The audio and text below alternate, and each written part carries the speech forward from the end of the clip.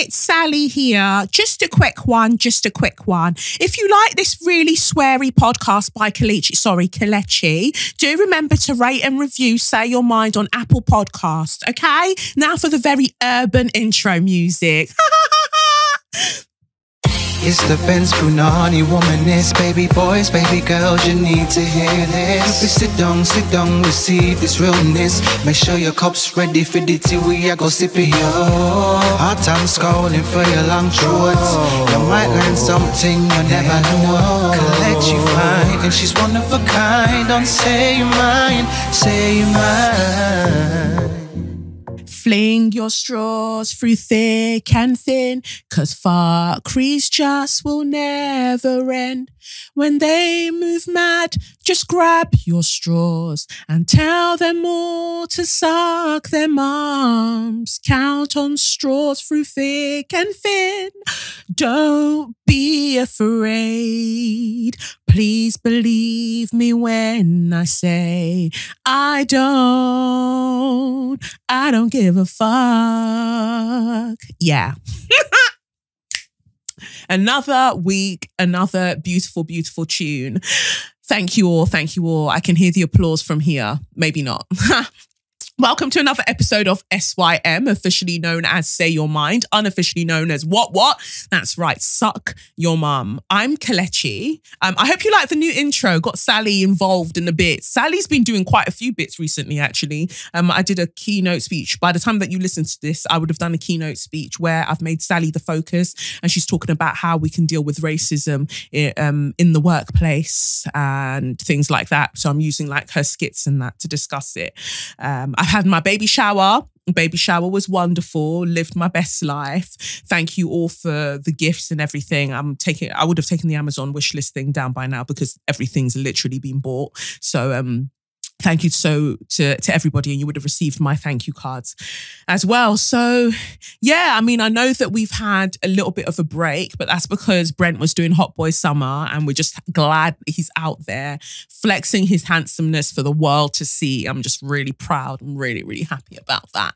And yeah, there's only like, I guess less than 4 weeks till the baby arrives. So let's see. I mean, I drove here today and it felt like an extreme sport. I was really doing gri with my heart, but you know, we made it. We thank God. So yeah, let's see. Let's see if I can get one more in. I'll get one more in. Who knows? Because sometimes now that Boris Johnson is, I was going to say president, might as well be.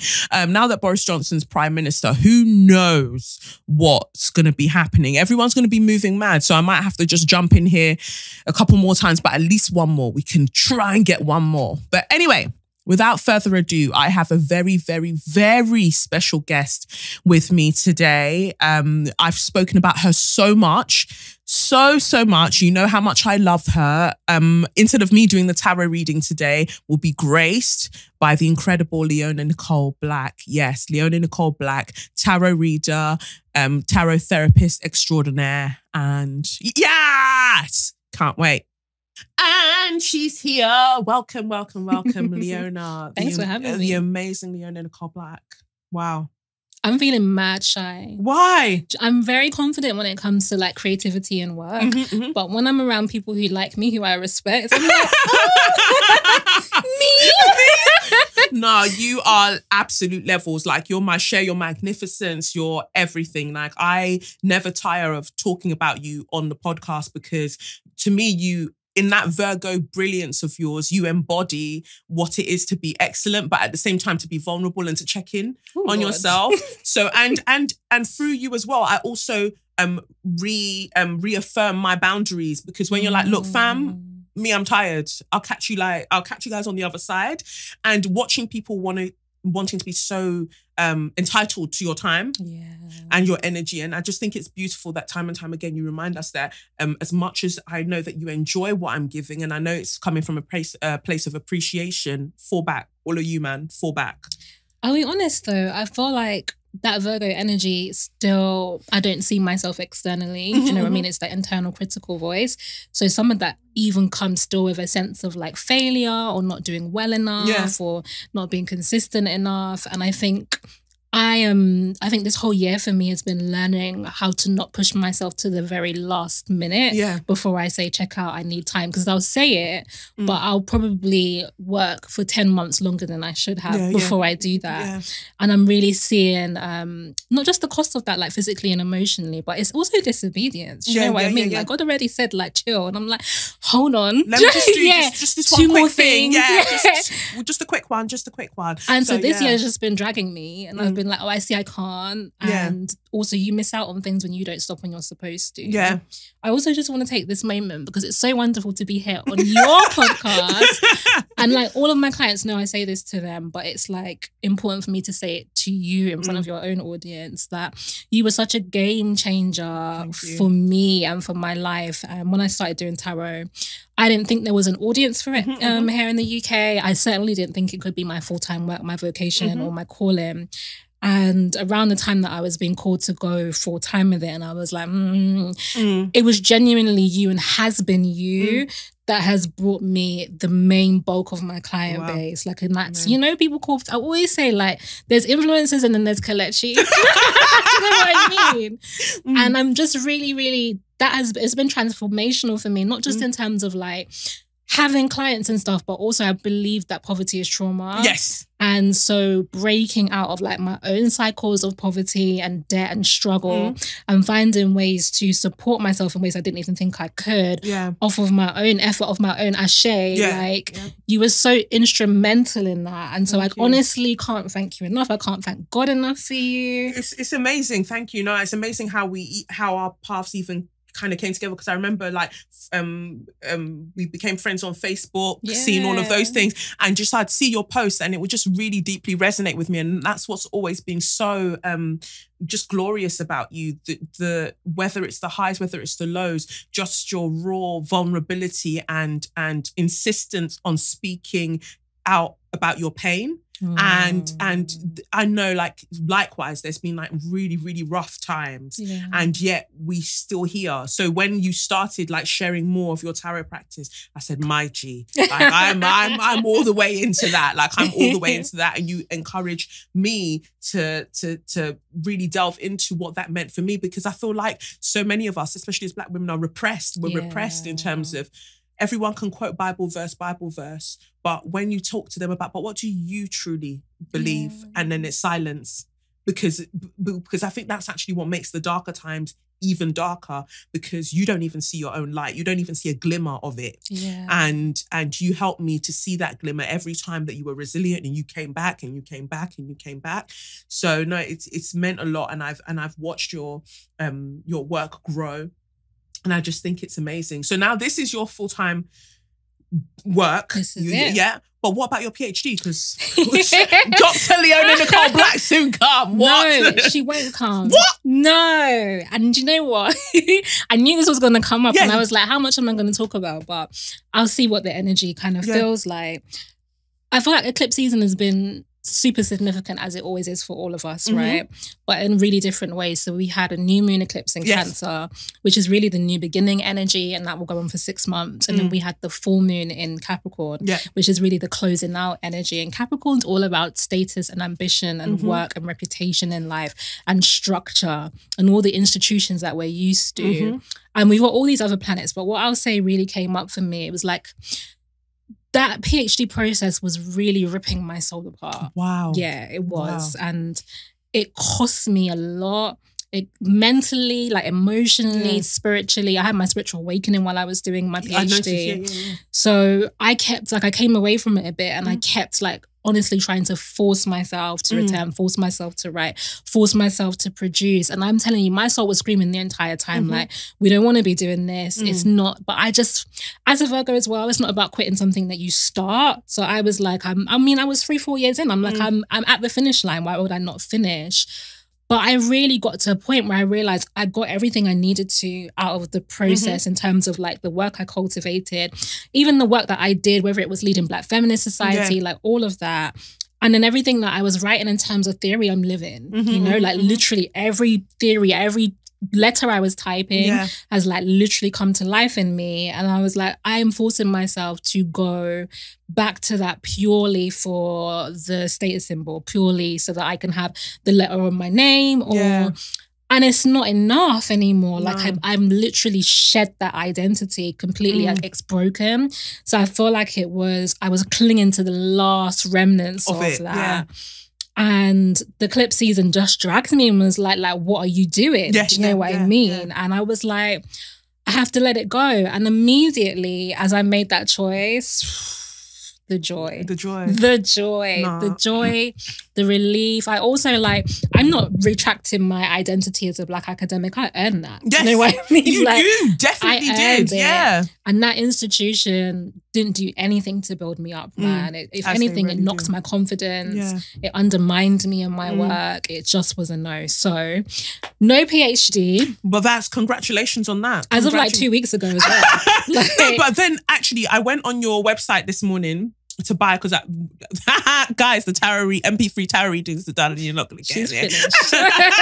But as soon as you announced that there are only 10 left of the MP3 tarot readings, I had to go and buy one for my brother. I was just like, no, he needs to have one because he's a baby boy and he deserves.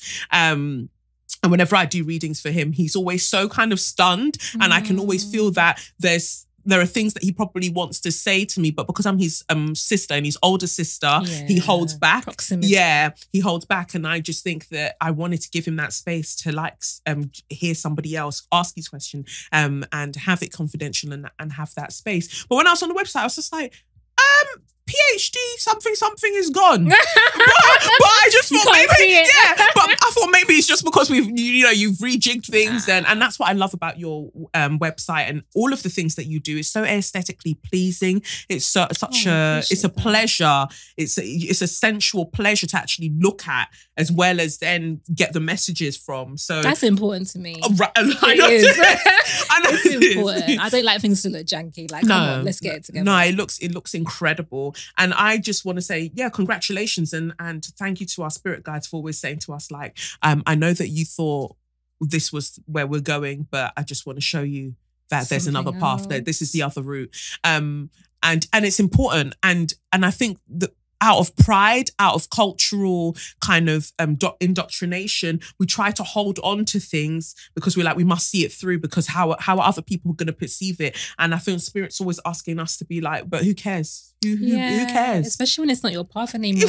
And I felt like I was listening to something maybe a couple of years ago, and there was an Oxford professor, or maybe it was from Harvard, wherever, one of those, and he'd dropped out, left his position, and was doing some deep spiritual, empathic healing stuff. And it was such a he's left his reputation, and it really stayed with me. And I felt like there's a reason it stayed with me because I think even then, on a really deep level, I knew I was not gonna.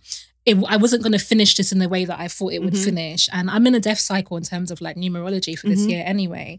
And so it does force the endings, but I perceived that the ending would be me going back and just finishing it. And that's what I was pushing for. And I had no sense that it would be a complete release of it altogether. No, that's amazing. And I think it's a lesson. It's a lesson that not every day just want to hold on to the thing. Because like you said, what I think is beautiful is that you said, well, I still hold on to my part of my identity as being a Black academic because why do I need a fucking certificate to tell me that I am? And I think it's such an elitist, such a white supremacist thing to focus on for us when it's no, I must have a certificate to prove that I did this thing. But what about the lived experience of what I actually did in that time? And let's be honest, I have several certificates already. Okay, no, I've got the certificates. Yeah. That's one thing. But also when I did the PhD, it was for validation. It was because I wanted to write certain things or produce certain knowledge. And I didn't think, particularly at that time, I didn't think I could do that without the credentials of saying, you should listen to me because. Yeah. And I just feel not only is that not a value system for me, but even culturally right now, that's not a thing. Social media has changed the game. Has. I don't need you to give me something to tell me that I can. I'll go out and speak my truth. And I think oftentimes when I go and speak at events, by the time this airs, I'm going to be speaking, giving a keynote speech somewhere. And I cuss this institution out all the time. all the time on this podcast. So when they reached out and they were like, "Oh, come and speak about brutality. Come and speak about these things." I said, "Me? Are you sure? Are you listening? Have you listened? Have you listened? Because nobody should cry when I get there." And I started having those things of those ideas of self-doubt. Like maybe they haven't listened to every episode because I've gone in. They're gonna find out who you are, right? Yeah. And then something said to me, but they already know. And that's why you've been put in that position. They already know. And girl, even if they don't, they're gonna find out. Because also, I don't have any certificates to back these things up. I just know that it's what I've lived and what I've seen, and that's what I want to put out there. So I think that it's amazing. And again, it's just another way that you're reminding us that there are other ways. There are other ways to kind of live your many, many truths. So that's wonderful. Usually at this point is when we do the tarot reading. So I would be honoured if you would do a short tarot reading for us, a very general, whatever comes to you, whatever you're feeling. I would love to. Thank you. But I'm also wanting you to direct it. I want you to kind of just think about your community, the community you've cultivated. And I don't know if you just want to give me a key word or something, an energy, or just something you think might be on their minds right now. I think on their minds right now is direction. Okay. Every time I'm receiving emails, it's about, oh, my direction. I thought I was doing this one thing and it changed. Or I'm holding on and I don't want to let go because I don't actually know where I'm meant to go next. Right. Wow. Yeah. Okay. All right, family, I see you. Am I showing people the card? Can they see it? Yeah. The first card you've got, this is from the Orisha Tarot deck. I really love it. This is the Guardian Angel. It's technically the Temperance card. The energy really here is that, particularly as I was talking about the eclipse seasons, that most of your community are going through transitions, but they're struggling with like the ending and the closing of things. Like it is very much this in-between energy in which maybe a new opportunity is opening up, maybe something next is coming, but you don't feel like you can quite leave what you've got, you know? So even if it's like finances or even if it's a relationship, you know, like you might feel like this isn't the relationship for me, but you're like, I don't know what's on the next side. Yeah. So people are like, this Guardian Angel is really about the balance here of dealing with these changing circumstances. Where as you can't see that well, but this figure is in water and is pouring water, okay? So it's about staying connected to what is true for you emotionally without being overwhelmed by it. So what's really, you don't have much control over the external circumstances. Like there's a lot that's going to be shifted just by God. Like that's just the energy we're in right now. But you do have control over your emotional equilibrium. And that's what's going to hold you down, because the next card is actually the Village. Wow, okay.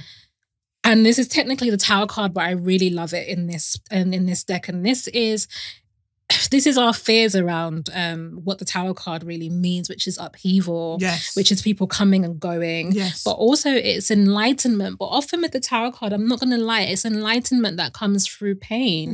You know, through discomfort, through being like, I don't necessarily, and foreboding. You know, it's like feeling like something's off. Yeah, like it's that kind of energy. And there definitely is that around you. But I feel like it's happening so that it's clearing space, because what's going to happen, particularly as you're being asked to balance out your emotions as a community, there are going to be people around you who have no capacity for that. Do you know what I mean? That they're not doing their personal work, or they don't have good intentions towards you. And because of that, when this Tower card hits, they will go running. You know, like people are going to split. People are going to see, for example, that you're changing circumstances and be like, oh, I don't know if you're that successful anymore. Do you know what I mean? And try and pull away from you. So you're going to feel a lot of changes in your personal circumstances. But you do have the Couple here, which is the Lovers card. And I just love this. I just keep saying I love it. I love this deck altogether. But the energy here is around coming into contact with the right partnerships and the right connections for you. And I say this really often, but it's so, so important. Like who you're around on a soul level. Because I think many people keep associations because you've known them for a long time, or just because, you know, you feel some sense of duty and obligation. You might feel like, oh, this person was there for me on X occasion, so I need to kind of still be their friend for this, or still be in these situations. And it's like, does that person really get you on a soul level? Like, do you vibe with them? Do you resonate? Is your vision the same? Because if that's not true, it doesn't even mean that that person's bad, wrong, low vibrational, evil. You might just not be in alignment with them anymore. And so this Tower card, this village energy, is coming to really shake what should not be there anymore, so that you can have much deeper connections, much more soulful connections. And you need that because you've got the Fool card with also a message from Earth. Hopefully you can see that. And really it's saying that you need to get in alignment in terms of your communities, your soul groups, your relationships, because you are going to be able to transition right out of this in-between stage into the new things that are coming for you. And a lot of them have to do with finances. Wow. For the people that are tuned into you, for your community, a big concern for them is money. Financial liberation, security, healing generational kind of trauma and poverty. And these connections are about healing you so that you can get to the bag, really, in terms of collaborations. But also it's about a sense of worthiness, you know, it's about actually experiencing love, commitment, support from others that also allows you the confidence and the expansion to be able to step up and step out. A lot of people are very nervous. You might have creative ideas, but you're not necessarily taking action on it. And you kind of need, like, for the most part, sometimes you just got to do things. But sometimes we need, like, you might need what Kelechi was for me. Do you know what I mean? Or you might need someone that's like, oh, I'm going to, you know, come and film for you or do whatever. Like, you need, I think the time of building alone has actually come to a close. It's a collaborative energy, and you will heal your finances, but you've got to get around the right people for it. And that's your message for today. Wow. I think that's a lot. That's a lot, and I think that it will resonate. From the letters that I've got, I think this is what a lot of people need, because there is that fear. And I feel like even those who aren't necessarily even struggling as they would call it financially, that you know, like you said, the poverty, being trauma, even when you've made your way sort of out of it, you still hold on to it. And I know that I behave like that. Like, I could feel sort of comfortable, feel like, you know what, money's coming in regularly. But whenever I see lots of food in the fridge, I panic. Really? I panic because I'm just like, oh, I'll never get through this. Oh, what am I going to do? And then it's going to spoil. And then I'm not used to having. So when I do have, I panic. But then I don't want to not have again. So I don't want to exist in one space, but I don't fully want to walk through the doorway to the other space.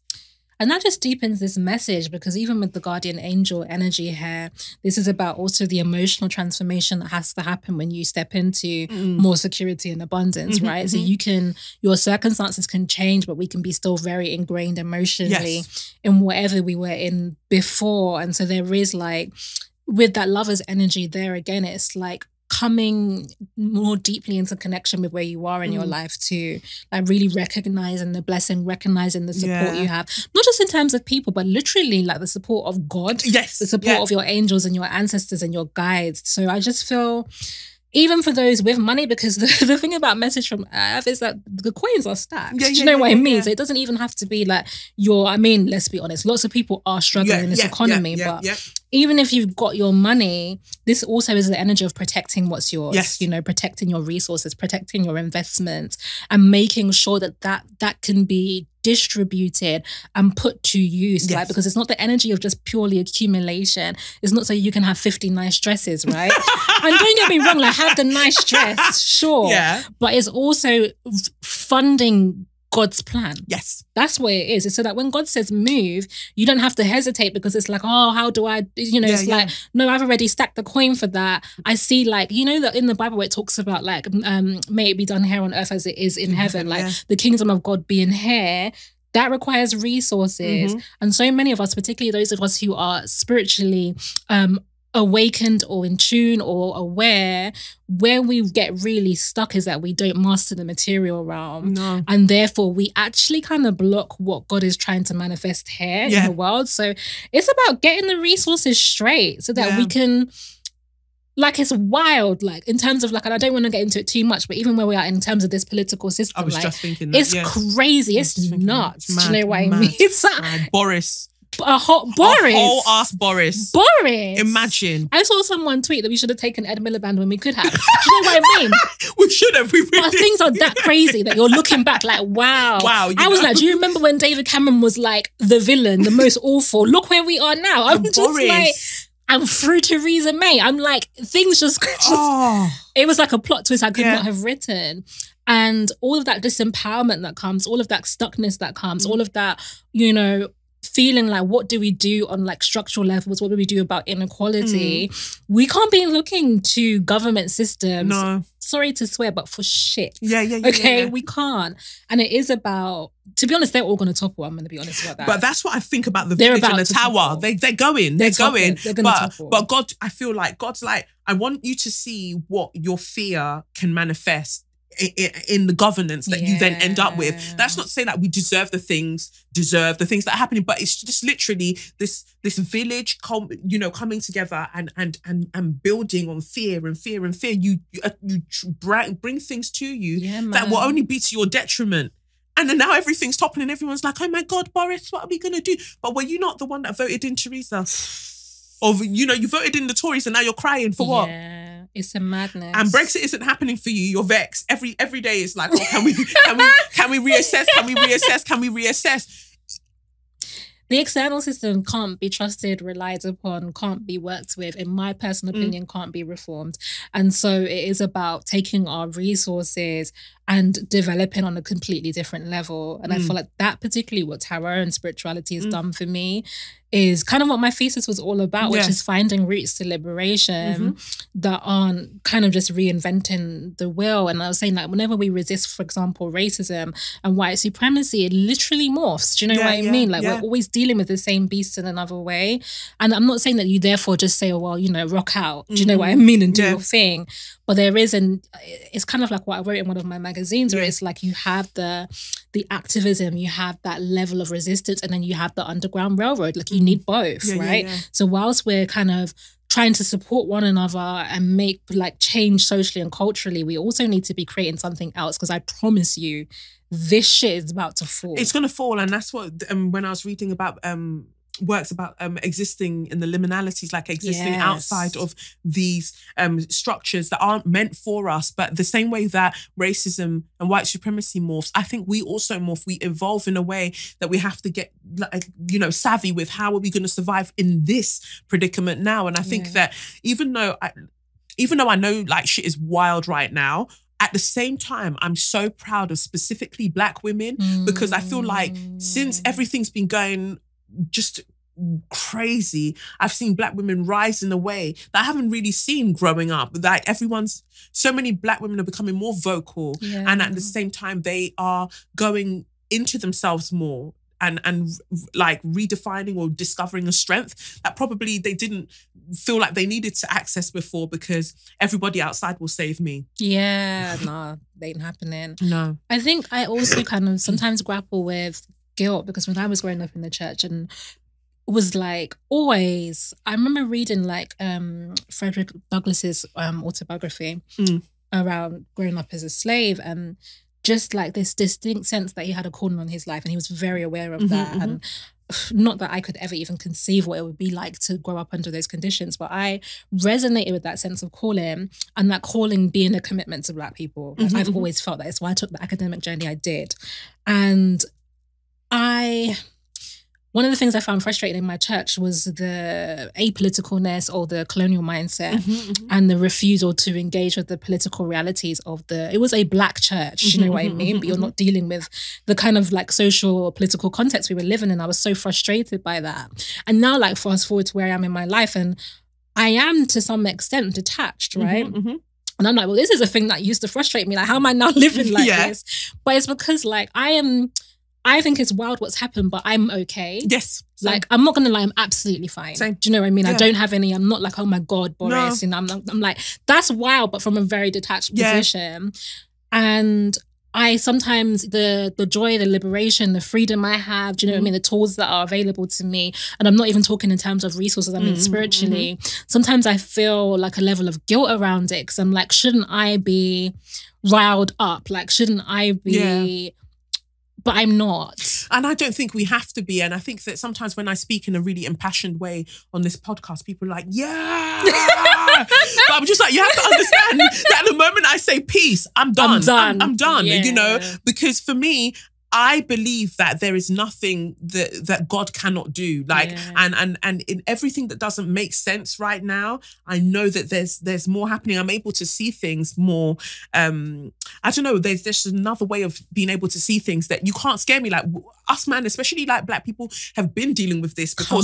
You're not giving us anything new. So you all this media frenzy, it's new to you guys because you haven't seen for yourself. You haven't seen what your hatred can do before, and now you're about to see it. So I feel like it is what it is. But one of the things that stuck with me, one of my readings that you did for me, was when you talked about how love is refracted in this realm, how it comes in through some kind of prism or whatever, you know, and so this prism refracts love and we don't see it in its purest form because I guess fear does end up surrounding it. And I wonder if in your studies or as you know, in your journey, whether love was one of the things you considered as one of the forms of liberation, not in like the woo-woo sense as people would call it, but literally love, especially when you talked about Black love, not just being heteronormative and being solely romantic in essence, but really looking at community. I know that Village is more looking at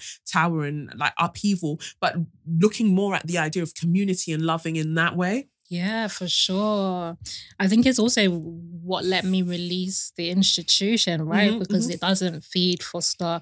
It has no space for love. It doesn't love Black producers. No. But, you know, the key theories and themes of my work were Black love, Black joy, Black liberation, liminality, as you described, you know, really living on that outside looking in, and also kind of Black radical escapism as well. And I feel like I don't think I knew love really, I'm gonna be honest, in any way, not any shade of it, until I went through this kind of spiritual transformation that I did, because I was codependent as fuck in relationships and in my friendships as well, to be honest, because coming from a lot of like family trauma and social trauma, you end up collapsing yourself in on the people who can give you any shade of love. So I was in deep enmeshment with people. I think I was politically driven by fear. Even in my deep soulful love of Black people, I was always fearful of the condition of Black people. So I didn't experience even God's love when I was in the church, man. I experienced a lot of the fear, and I mean the literal trepidation of God. But I didn't really experience love until, well, you know, Black feminism gifted that to me, I'd say. Not just kind of spirituality, but Bell Hooks especially, like reading her, you know, when I was in my early 20s, reading her trilogy on love and feeling, wow, someone's really theorizing this. Like someone's doing the work, and it's all also rooted in language I can understand and in examples and a community that is mine, that makes sense to me. I think that was one of the first times I started thinking about kind of love as theoretical, you know, like love as spiritual, love as communal, love particularly in friendship. Like it's really weird how at this point in my life I reference the Bible quite a bit, even though I have not gone back to read it. Like it's just in me. And so I just like, you know, I paraphrase everything. I'm not gonna like recall it word for word, but you know when Jesus says like no greater love is there than for a man to like lay down his life for his friends. Like friendship love to me is really profound, and I feel like Black women have discovered that or always known it. Like it's not really a discovery. We have practiced that. I feel when I say discovery, really, I feel like in this contemporary moment, in this particular cultural moment, we have overcome the discourses that have tried to topple that for us, you know? Whether it's that women are bitchy. Like derail that narrative about that we inherently know to ourselves to be divine. Everyone's told us otherwise. I feel like we have really risen above that and really allowed ourselves to externally express the richness of connection. but that needs to flow over into so many other communities Yes. within our cultures and also beyond Blackness itself.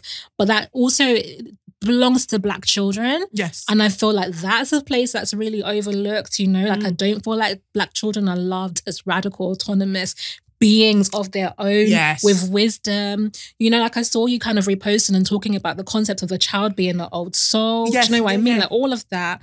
All of those are spaces for us to, I don't want to keep saying discover, but for us to remember. Yes. For us to remember what love is, for us to heal also the ways that we naturally express love have been traumatized and distorted. Yeah. And I do think it's the solution, you know, and I don't think it's a political solution necessarily. I'm not going to lie. Like we can't love Boris Johnson into being something else. Not that kind of, not that kind of. And I think that when we hear churches say that or give on to Caesar what belongs to Caesar, I'm like, fuck all of you. Caesar can fuck off as well. Caesar can piss off. He's not getting anything. Caesar can piss right off. But for me, it's more of in terms of a political tool, in terms of us using it within the community, because I think that way, like you said, when we look at children that way, we're instilling them with a mindset that there isn't a hierarchy that makes them lesser than anybody else. Whereas when we look in the home, when I look in my home growing up, there was a hierarchy. And so there's a hierarchy at home, there's a hierarchy at church, and everywhere in this hierarchy, I always come at the bottom. Yeah. So what does that tell me about who I am? And so then what should I therefore look for in society if everywhere I'm bottom? Yeah. Whether bottom as child, whether bottom as girl, whether bottom as Black, what am I looking for? Yeah. So actually starting from the bottom and bottom as it were, and thinking about children and thinking about how we raise them to trust themselves. Because why am I in therapy now? I'm in therapy now because I doubt myself so much. Mm-hmm. There's an inner child that's so wounded, so extremely wounded, that I'm doing the work to rebuild this person so it can meet my external self. We can meet each other and actually have a sort of form of communion, right?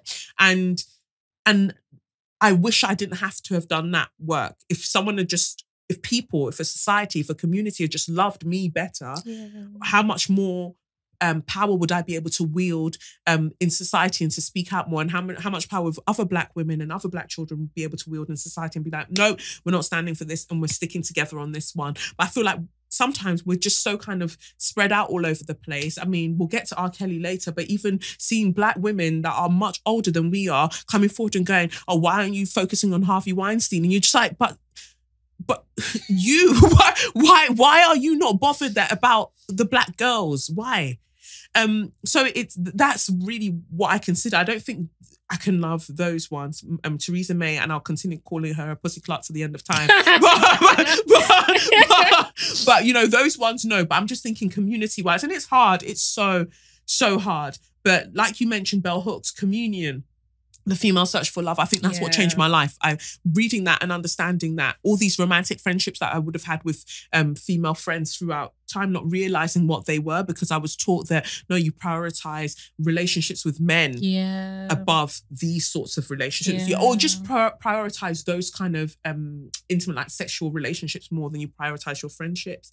I had to start trying to unlearn that. And I'm not all the way done, but at least investing more in that makes a difference. I wanted to pick up on what you said around kind of not loving Theresa May. Not that you actually said that, but the idea of not applying that kind of, we just need to love and understand them, or let's just talk to the other side, or whatever people are talking about, which is nonsense. Love is also resistance. Do you know what I mean? Like, love is also recognizing people's violence. Boundaries. And I also feel, I was like thinking about this Bible scripture on the way, because it used to bother me as a child.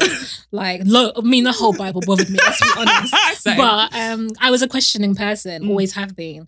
And so, paraphrasing again, but there's this kind of scripture where it says that basically there's certain people who turn their hearts against God, right? Mm-hmm. They say no, no, no, no, no, and then they get to a point where they're basically unreachable, right? They become reprobate, and that's the end of them. And I used to think, like, really, like, so if I don't, like, you know, I was like, what if I want to backslide for a minute? Like, is that the time where it's going to be like, you've gone too far? You can't come back. And I was like, I really had issue with that. But now, as an adult, kind of thinking about that principle and that concept, I do understand it because I feel like the choices that you make, and I guess we'll be talking about certain people making certain choices later, that really diminish your soul and your spirit and invite darkness in, will take you to a place that is unreachable by my love. Yes. Do you know what I mean? And all that you and yours can do is poison mine. Yep. So it's not for me to be, you know, just loving you unconditionally. Every day reaching out. I'm sorry, no. Part of that unconditional love is to recognize that you are poison. Yes. Do you know what I mean? And I must protect myself and mine from you.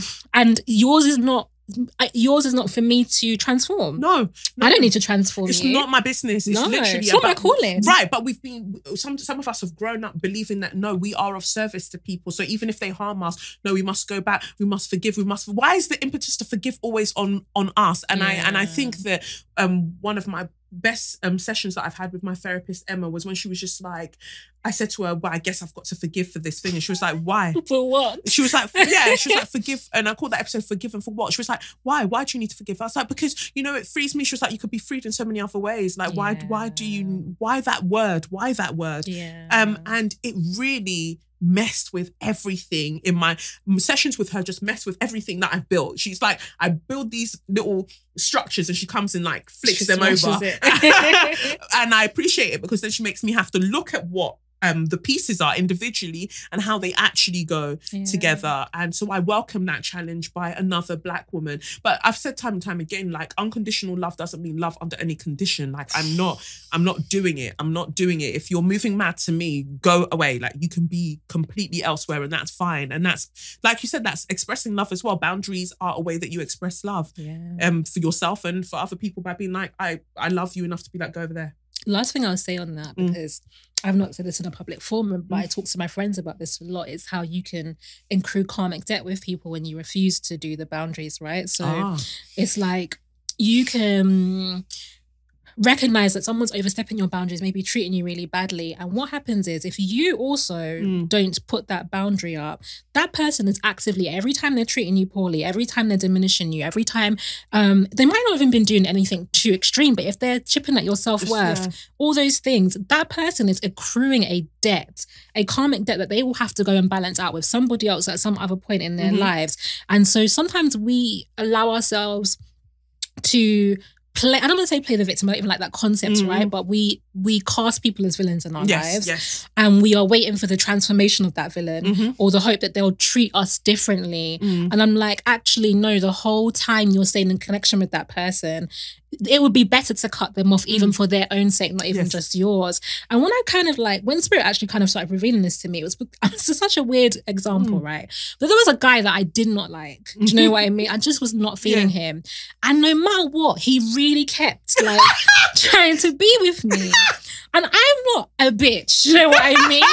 But I was like, but you're making me, like, I'm being savage to you because what else is there? Do you know what I mean? Across, I'm just like, no, I don't want to be with you. No, I'm not interested. You go away for maybe a week and then you'll go, hey, babes, or whatever. And it's like, and I was like, the thing is now I'm treating you like shit. Yes. I am. I'm aware of it. And I don't even want to be that person. I'm like, now you're actually giving me something to go and have to deal with. Yeah. I have to go and talk to my God about this. You know about my behaviour. Yeah. Right. Because I was like, you know what? Actually, this is a no. Like, stop coming back for this. Yes. Stop coming back for more of what I'm handing out. You know what I mean? Because I'm getting better at it and I don't want to be better. I'm being savage. So I was like, no, I have to cut you off because you're making me have to deal with things of God I don't want to have to deal with. And it's like, then Spirit started talking to me and showing me where I've been that person in other situations. Yes. Do you know what I mean? Where people, I can describe some extremely shit individuals. Yeah, yeah. Spirit's like, you were also party to that, signing up. Oh, please. Haven't we all? Yes. Hey, I know that you said the other day that I should fuck off, but I I'm just back. wondered, are you all right? Have you eaten? So just like none of that. Do you know what I mean? Just none. Like, we're not doing anybody any favors. If it's not what it should be, just let that shit go. Amen. No, I love that. Cool. So let's move on then to let's move on to So You Mad. But quick shout out to, I forgot to shout out Ruth. Thank you, Ruth, for my pregnancy massage. I've been gifted so many pregnancy massages. My back feels so supple now. Thank you very, very much. But yeah, thank you, Ruth. All right, so moving on to So You Mad. So You Mad this week. I read that R. Kelly's crisis manager, Darrell Johnson, steps down after speaking with Gayle King on CBS News. And I just thought that was really interesting because they said step down, but from the body of the text that I read, he got fired. He was fired. He was fired. He was fired. He was fired because, what's it say here? Basically, it says R. Kelly's crisis manager stepped down hours after an interview aired, which he said he would not leave his daughter alone with an accused paedophile. So, okay. Stephen Greenberg, a lawyer for R. Kelly, announced Darrell Johnson's resignation on Twitter on Monday night, saying Johnson decided to take time off for personal reasons. We know what that means. The defense wants to thank Mr. Johnson for his tireless assistance and looks forward to his return. Greenberg said he shares our confidence that this is an unprecedented assault against R. Kelly by others for their own personal gain and in the innocence of R. Kelly. Earlier Monday, a CBS This Morning interview aired, which Johnson told co-host Gayle King that he would not leave his 21-year-old daughter with anyone who was accused of paedophilia. You have a 20-something-year-old daughter. Would you allow her to be alone with R. Kelly? King asked. Absolutely not, Johnson quickly responded. Yeah.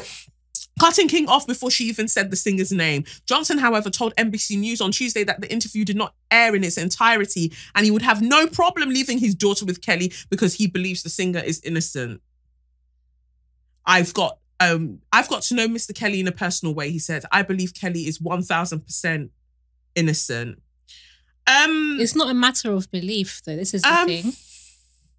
Because there's factual... There's evidence. Right. Eyes can see. Right. It's not like I wonder, where do you stand on this? Right. The facts are there, for one.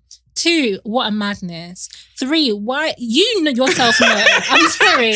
You yourself know you're not going to leave your own child there, but you are representing this man so that other children can continue to be endangered and by is him. That and is that not evil? Like, to me, Of it's just course like, it is is. that not evil? Like, but so you wouldn't subject your own daughter to it, but you want him to be free so he can continue doing the same thing to other people's daughters. That's what's wild to me.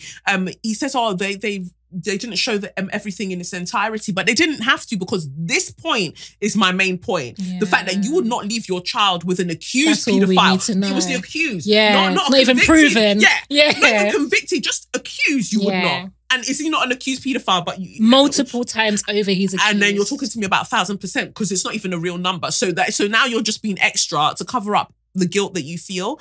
And I guess with R. Kelly, I can never get over it. I can never just let it go whenever I see updates about the whole case and things like that. Because when people are talking about, oh, he's just been vilified for personal gain. What do I gain? What do I gain to vilify? I mean, we know that society at large loves to vilify black men. Right, cool. But in this specific case, with so many instances that it's been proven. The man has described to you himself what he is up to. Do you like dating young women? Or is that, and he said, how young? When you have to ask how young, then do we not know when? Why are you even trying to establish the bottom perimeter of that? It's too disgusting. How young are we talking? It's too disgusting. He himself has let us know in no uncertain terms what he's about. It's so explicit.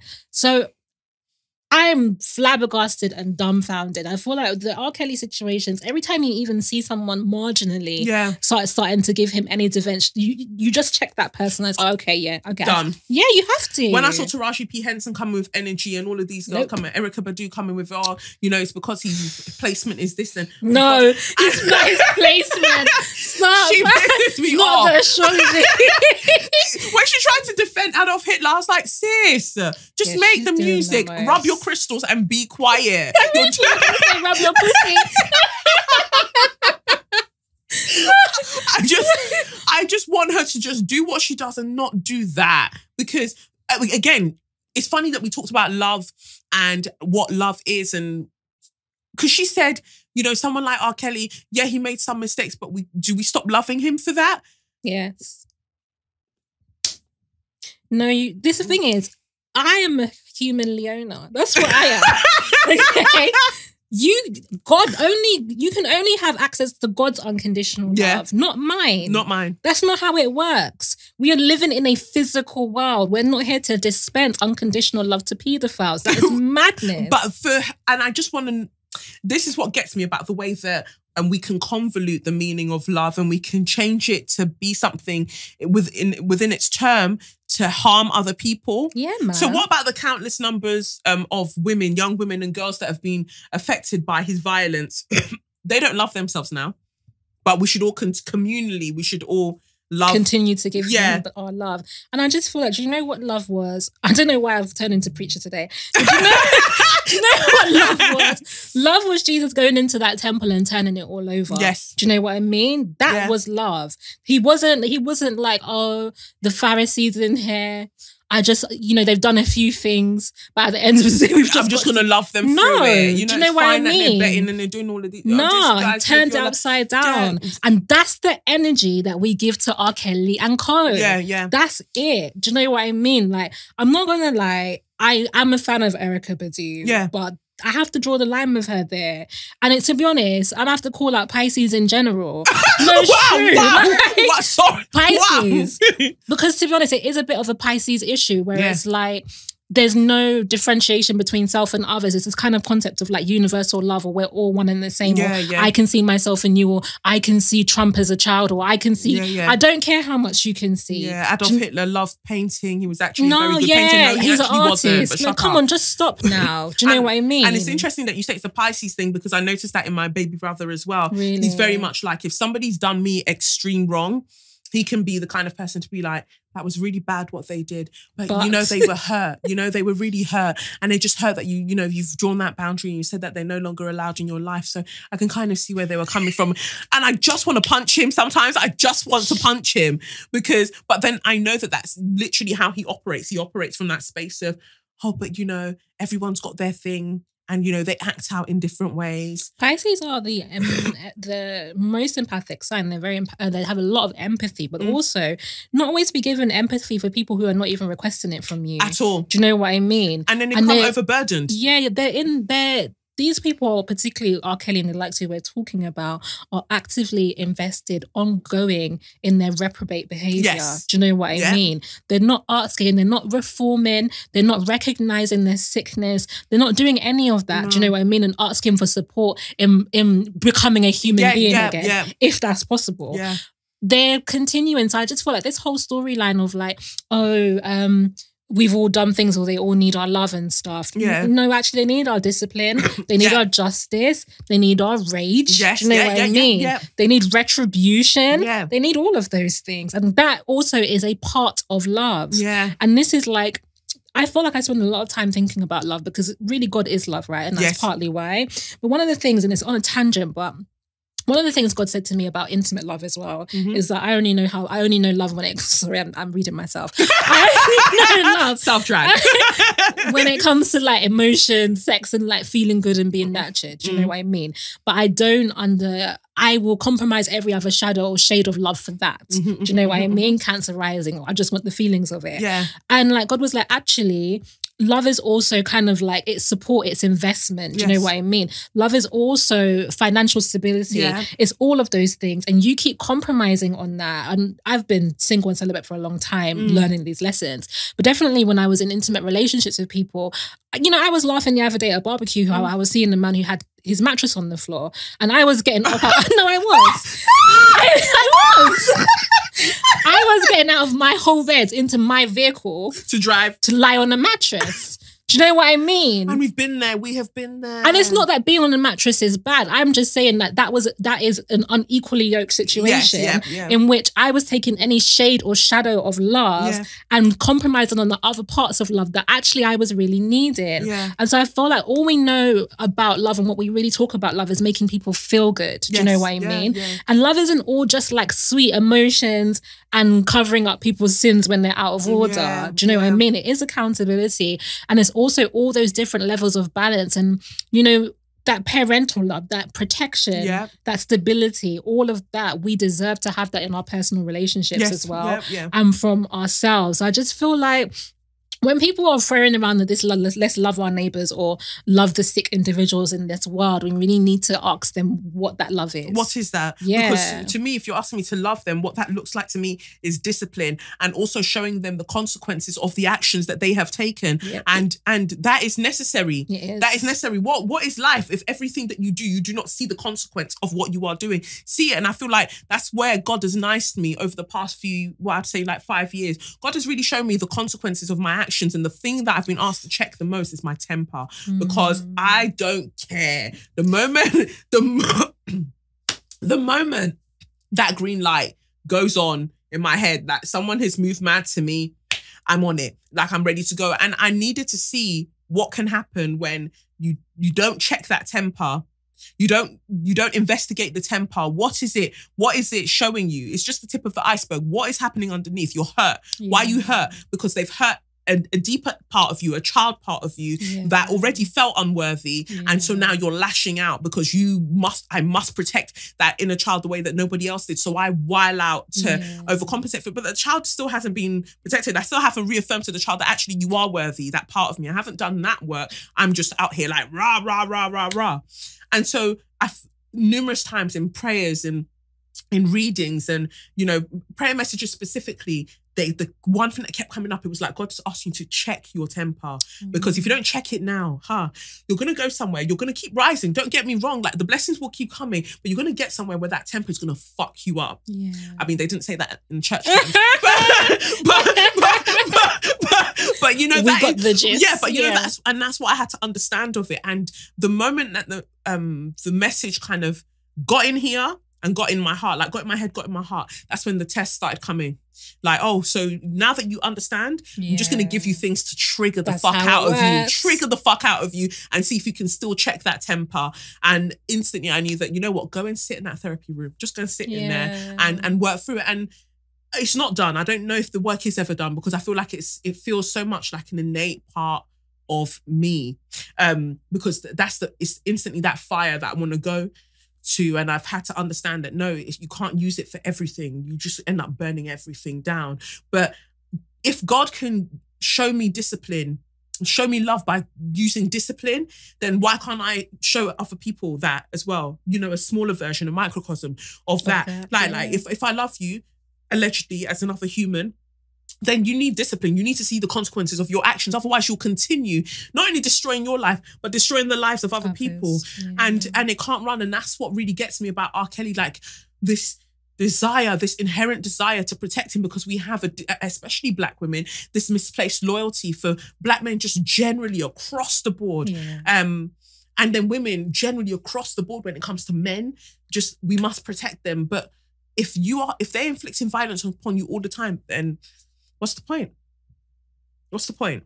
And you like you said already, who protects the girls? Who protects the girls? Or the children in general? Because even with them, it's not just girls, but I feel like in all of that protection of Black men in general, whoever else, I feel like Black children are really falling through the cracks, and they are growing up to be deeply traumatized Black adults, So sometimes, I don't know, some people just leave to God. Do you know what I mean? Yeah, God is well able to take care of them.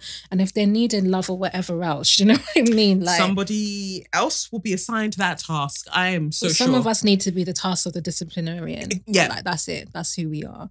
And holding people to account and, and invoking justice and speaking up for people. That's also part of God's work and God's voice. And I think that's also when I was saying earlier about some of the guilt that comes I come across when I feel a certain level of detachment. It's also about remembering our different calling. Yes. And I think sometimes we believe we're supposed to be all things at all times to all people. And I know that my calling is a teacher and my vocation is education. Yeah. And that's what I spend my life doing.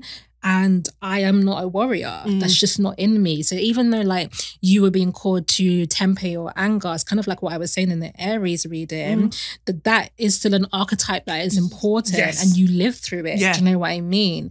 And so when we're holding our lanes, do you know what I mean? Things get done and we can feel an unnecessary energy loss at trying to do or speak or show up in the world in ways that aren't true and authentic to our true calling, I know that deeply resonated with me, that last reading for Aries, I think Scorpio, Libra, because I checked did all three of them. Yeah, and I was commenting. I was like, Leona must be tired. I'm like, yeah, I love it. But most especially the Aries, because through this pregnancy, I feel like the warrior spirit has been ignited in me even more, because now I feel like this sense of urgency, like if you man don't get right, what world are we leaving for these children, or what world are they entering? And they've got their own karmic journeys. They've got their own assignments that they've been set. And I would just like to just make that a little bit more manageable for them if they didn't have the unnecessary higgy hagger of you guys not sorting out your shit, or all of us not sorting out our shit,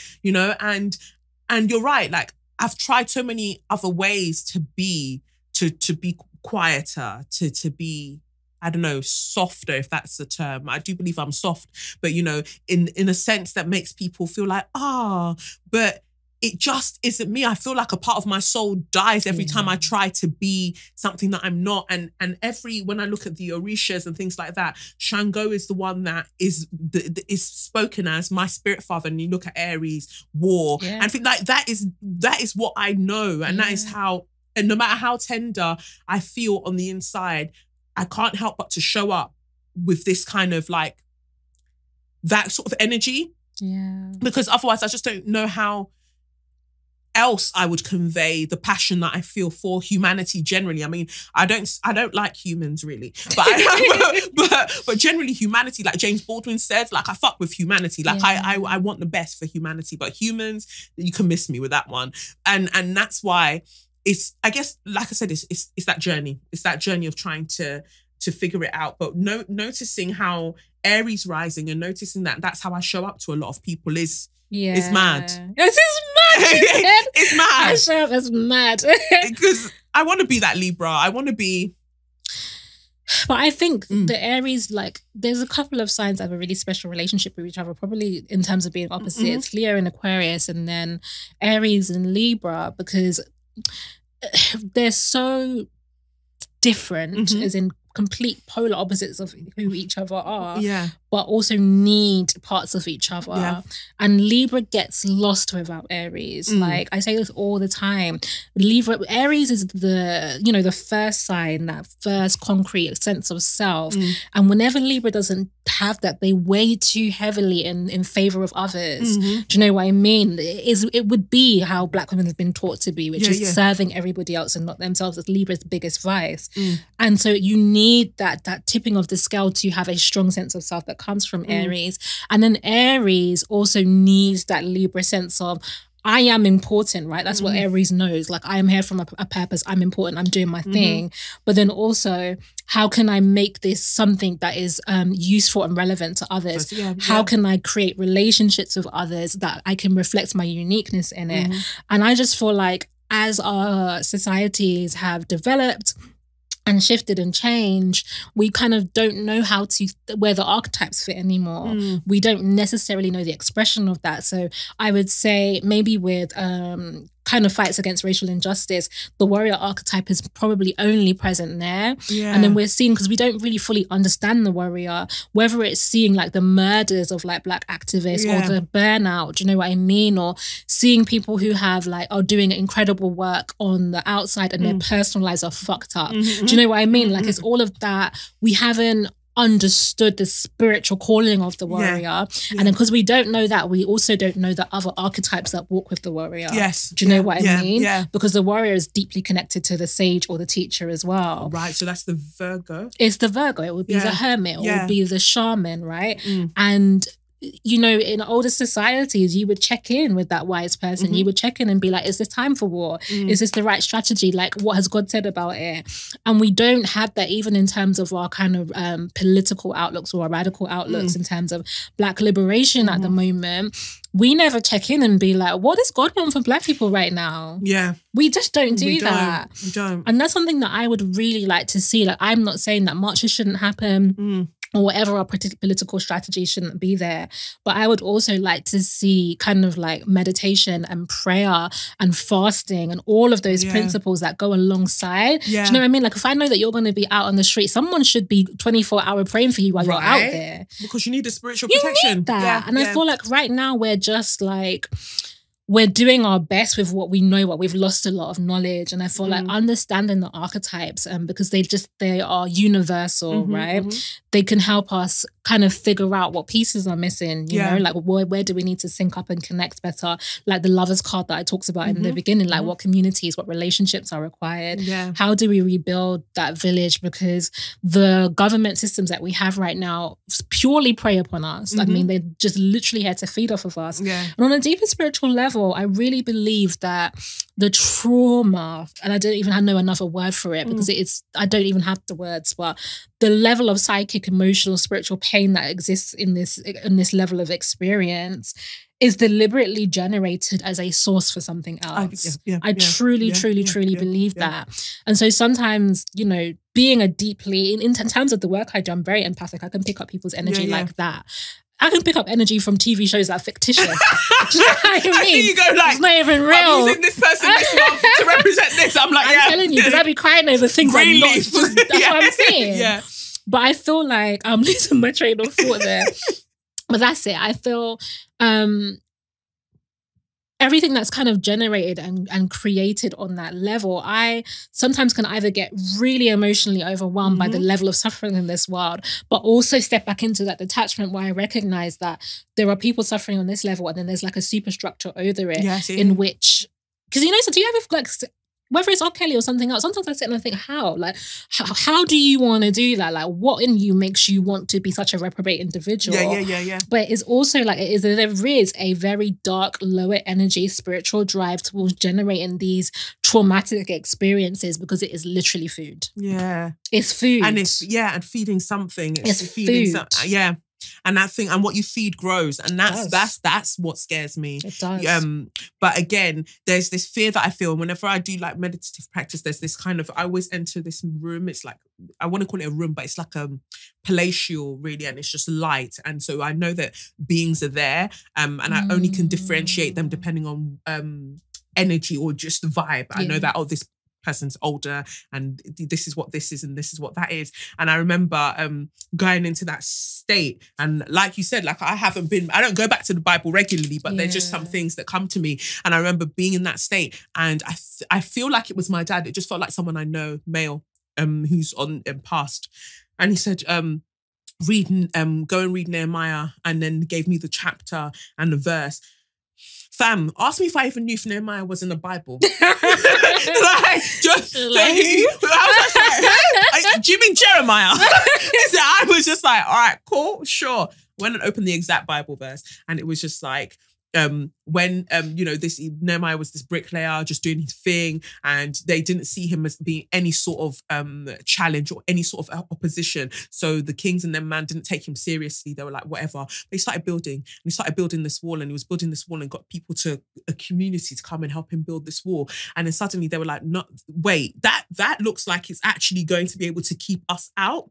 And they started getting worried that he was building this wall, but someone that you underestimated, and they're building and building and building. And so then they started gathering armies like, we're going to have to tear it down before it gets too strong and we can't take it down. So Nehemiah had to work day and night, and none of them were sleeping, or they took shifts in sleeping, and they continued to build. And I just thought it was interesting that I was told to go to that.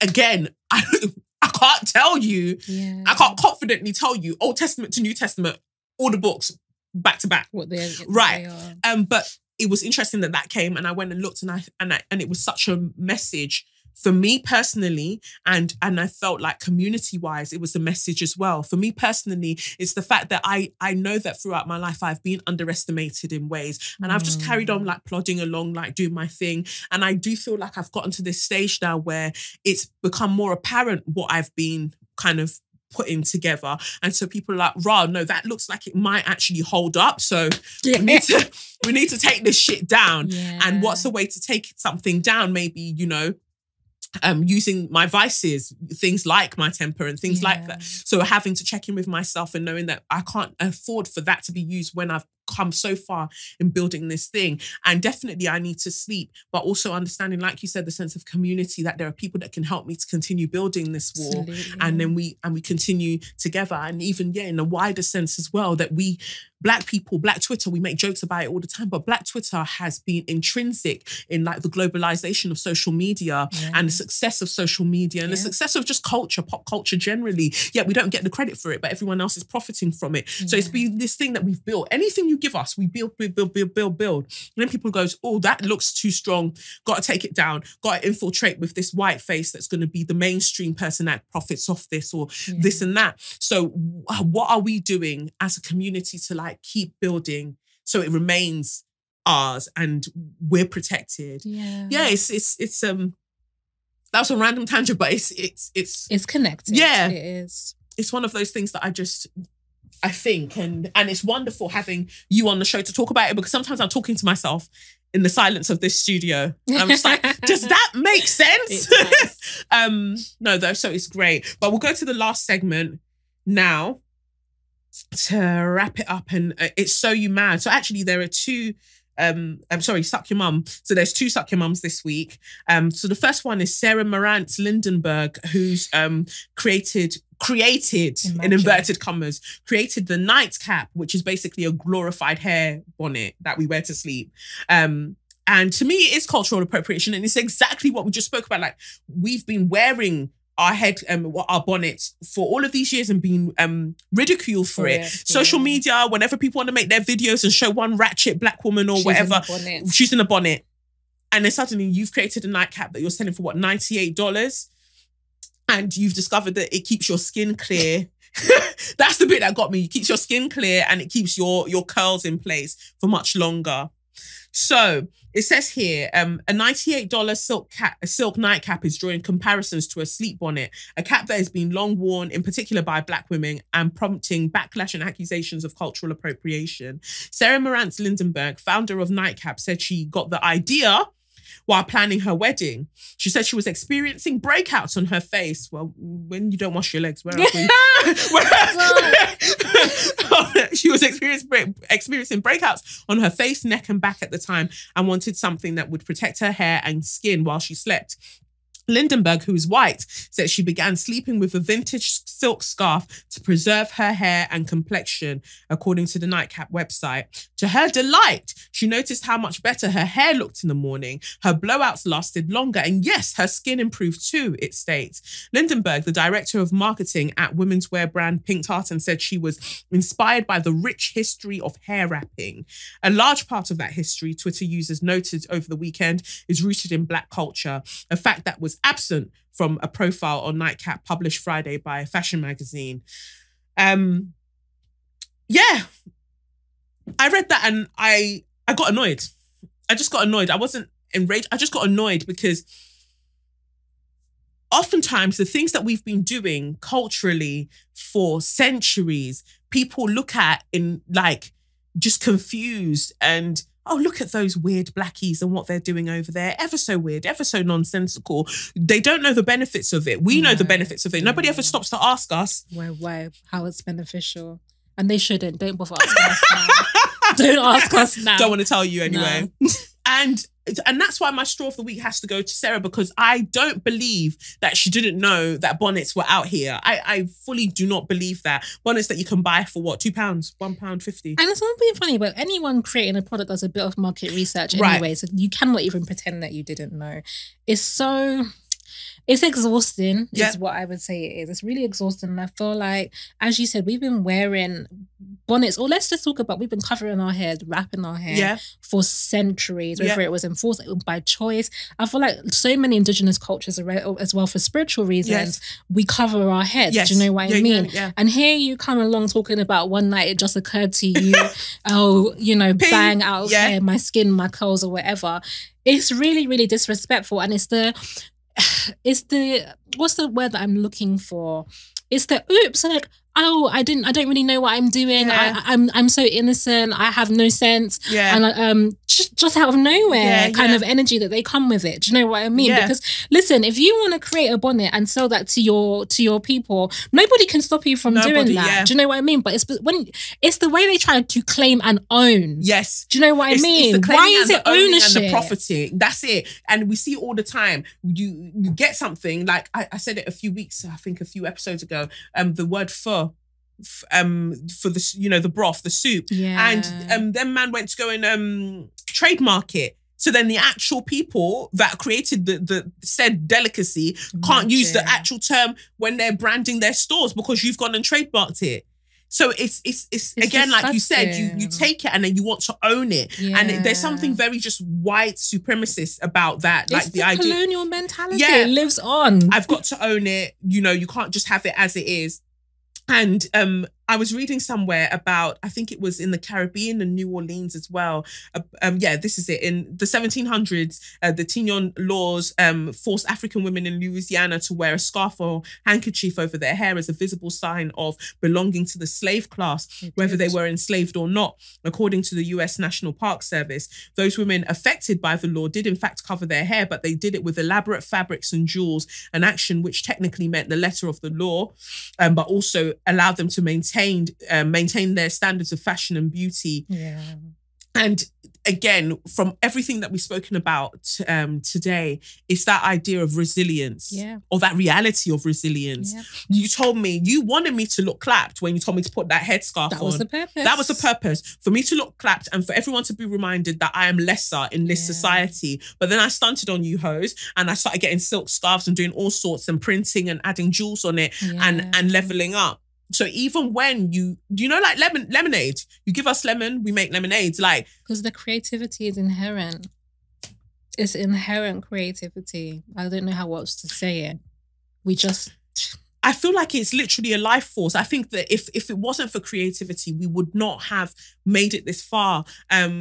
I've been playing around with writing ideas recently, just writing things down. And one of the things that really came forward to me was that the very real function of all of this, I know Toni Morrison says that it was it's distraction is the very real function of racism. But then I started to explore, and Clarissa and I were talking about it, that what about extinction? Extinction, after we built all of this or done all of these things and you came and you started living in Nigeria and living in all of these different places, we were meant to die out. Yeah. And then we didn't. Oh, but they're still pushing that. Remember, we're going to international beige in the future. Do you know what I mean? We're not going to have any black people, no dark skinned people. Everyone's going to be mixed race. With green eyes. They're still on it. Yeah. They're still like any day now. These blackies are going to be gone. Yes. Even though we're the global majority. Right. So it's interesting that they can delude themselves to that extent. And when you think about it being extinction, it just makes me proud in a way that even in certain things we're still like, no, here's a scarf, here's a jewel, here's this. So something that actually is a symbol of resilience as far as I'm concerned, and of the care that we take of ourselves, and when it comes to beautification and things like that. You can now come along with your $98 self and say that, well, I just happened to discover it just before my wedding. You're a fucking liar. And you're a fucking liar. And you saw it on the internet and you stole the thing. And now I think she's trying to trademark it. Oh, come off of it. And those things are problematic to me. So that's why Sarah Marantz Lindenberg has to get straw of the week. Like, I want her to put the straw in her nightcap and use it to suck her mother. That's what I want her to do with it. And then the final suck your mum for this week, aka straw of the week, is from, I think it's Charmaine, who's written in. Yeah, let me see. Charmaine says here. Let me find her. They send me so many letters. God. Here we go. It says here, Dear Kelechi, I hope this email finds you well. I'm writing as a longtime fan of the podcast. I'm a young woman that has listened sometimes repeatedly when the cards have dragged my edges and rejoiced in the messages of upcoming success and change. Interestingly, I wanted to write this email after this week's episode, but something in my spirit told me to sit on it, and God have I. Firstly, I want to begin with a thank you and to nominate you, Kelechi, as my Share Your Magnificence. I don't know if you remember, but I wrote For a moment, I thought she was giving you straw of the week. The audacity. I would definitely read it. I would definitely read it and drag that person back and forth. She goes, I don't know if you remember, but I wrote you an email a few months ago detailing my experience with a break-in last year. At the time, I was still in the throes of PTSD and the pain of abandonment from those I thought loved me. I was weak and wounded. Nonetheless, I listened to your podcast religiously, heard you when you asked, why are you grieving? Nothing is dead, and kept putting my trust in the universe and my destiny. I looked at everything I thought I'd buried, my education, my hopes of a healthy future relationship, and the female empowerment I fought to embody myself. Well, sis, all I can say is thank you. I'm not dead. Thanks to you, I was able to self-publish even after receiving publishing offers from my uni paper, an article about the aftermath of the break-in and the internal battles I've had over the last year. This was well received. I received an offer from an upcoming Africa magazine to publish a series of my articles, and I also received messages from women in my life that detailed their own experiences and thanked me for telling my story. I'm strengthened because sis, every week you do the emotional labor to empower us all. Let your labor, emotional or other, be never overlooked by the Most High. You deserve all of the gifts and rewards, sis. Thank you, amen. Now let's get into the madness of white superiority. Let me preface this by saying I am a politics student who got an A star in A-level law and A-level history. Congrats, Not only am I familiar with the Macpherson report, I damn near memorized it. Unlike, unfortunately, the head of Scotland Yard. If she's going to call us stupid in our house, she's going to need to turn the lights off first. All jokes aside, it is dangerous and violent that Cressida Dick opened her dry lips to say that the Met is no longer institutionally racist. It is dangerous because time and time again, white people have chosen which actions are deemed racist and which ones aren't. This is their weapon of choice. Not only does this denigrate the report itself, but it dehumanizes those that are humiliated by racial profiling, stop and search, and disproportionately abused and murdered in custody. The ability to redefine the oppressed's pain is a powerful tool of the oppressor, which is why I'm not surprised nor disappointed, because Ms. Dick is doing exactly what the racist system that props her up has empowered her to do. It's her job to tell us that when they hurt, humiliate, and traumatize us, it is because we have the audacity to think we were free in the first place. This comes to the violence of her actions. She has now given permission to those who detested the conclusions within the report to act as they wish. Funny, those comments should come just weeks after poor Shukri Abdi was killed and the police deemed it an accident. The irony could not be written by Shakespeare himself. So you're discussing a report where the police were found to have lied, tried to arrest the black witnesses, refused to listen to said witnesses, and then refused to arrest the actual perpetrators of the murder. It really can't be written. This is why racism is woven into the Met and will remain so, lest we also forget that Norris and Dodson were only convicted in 2012, 21 years after Stephen was murdered. That's only 7 years ago. I studied the case in 2016 and again last year. It is disgusting and inconsiderate to claim being called racist puts mistrust in the Met. Well, bitch, we don't trust you.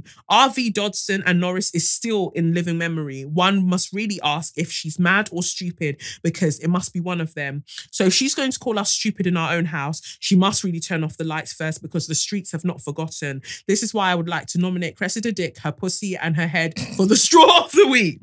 I apologize for the long email. Sending you love and power, sis.